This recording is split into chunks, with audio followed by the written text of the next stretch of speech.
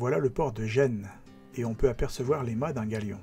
C'est le Neptune, qui a été construit pour le film Pirate de Roman Polanski en 1986. Il est immense, c'est une merveille, une vraie beauté, et j'ai vraiment hâte de le voir de plus près.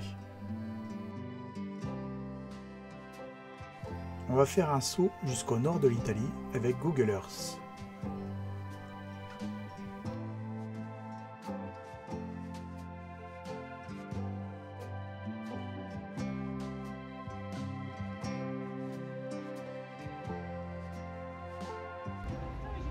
« 62 mètres de long, 38 mètres de hauteur sur le grand mât, 1500 tonnes. Largeur 16 mètres 40. C'est une largeur hors tout. Ça signifie que cela comprend la coque, les balcons, le bastingage, bref c'est la largeur la plus large du navire. Et le tirant d'eau 2 mètres 20. Le tirant d'eau étant la hauteur de la partie immergée du bateau. Alors l'animation de ce bateau est le Vasa, c'est un navire suédois, c'est pas le Neptune. Une figure de proue immense, qui représente le dieu de la mer Poséidon, ou Neptune en latin.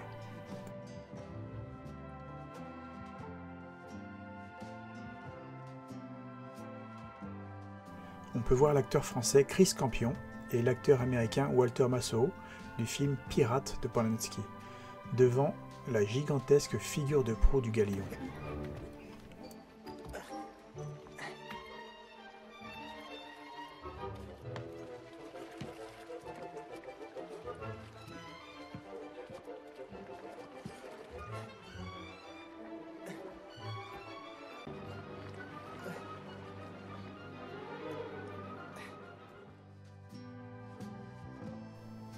C'est ici que démarre la visite du bateau-musée au pont Batterie, ou le pont des canons, qui est le pont le plus large, qui sert également de stockage des munitions. Le pont principal est le pont à ciel ouvert, au centre du navire, qui permet l'accès au château arrière, ou la poupe, et le guerrière d'avant, la proue. On peut voir le grand mât et sa vigie, qui pointe à 38 mètres de hauteur, ce qui correspond à un immeuble de 13 étages.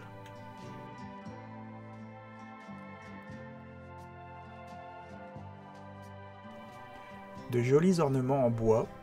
Ici on peut voir une chauve-souris.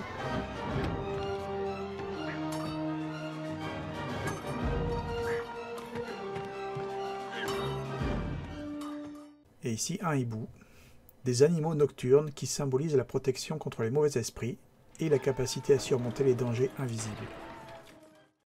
Des sculptures de visages qui indiquent symboliquement que la force et l'autorité du capitaine étaient soutenues par ces figures mythiques ou humaines.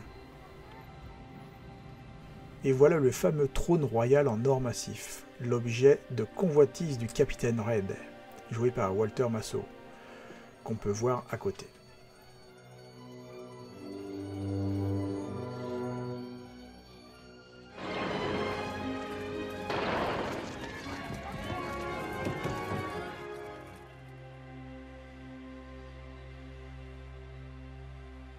Le pont supérieur, juste au-dessus des officiers, là où se trouve le mât d'artimon.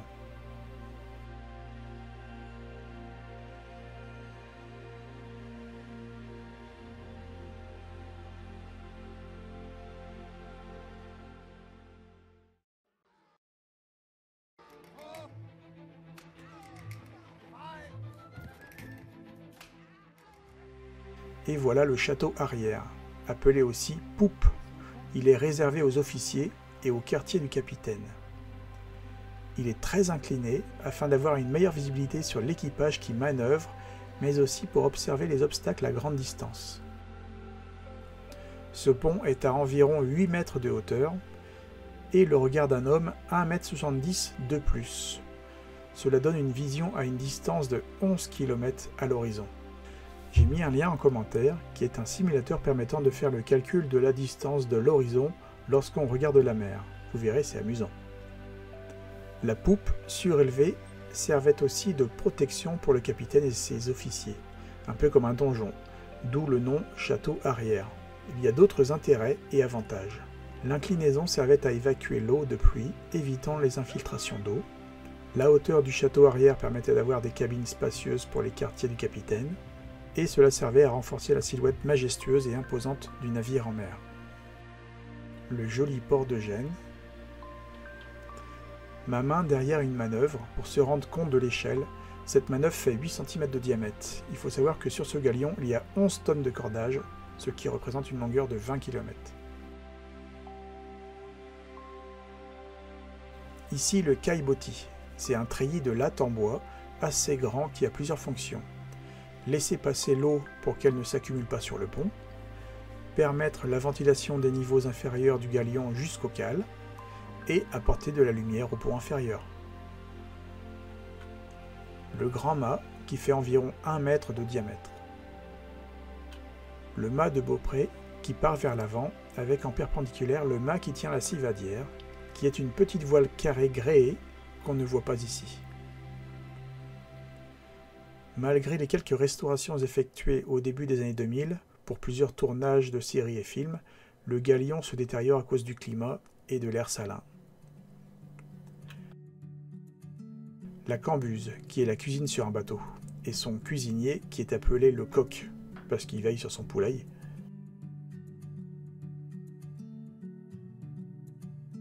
Voilà les sabords, qui sont les ouvertures pour les canons, et la porte des sabords qui s'appelle le panneau ou le volet de sabord. Chaque panneau a une sculpture unique, c'est impressionnant. J'espère que ce mini-documentaire vous a plu.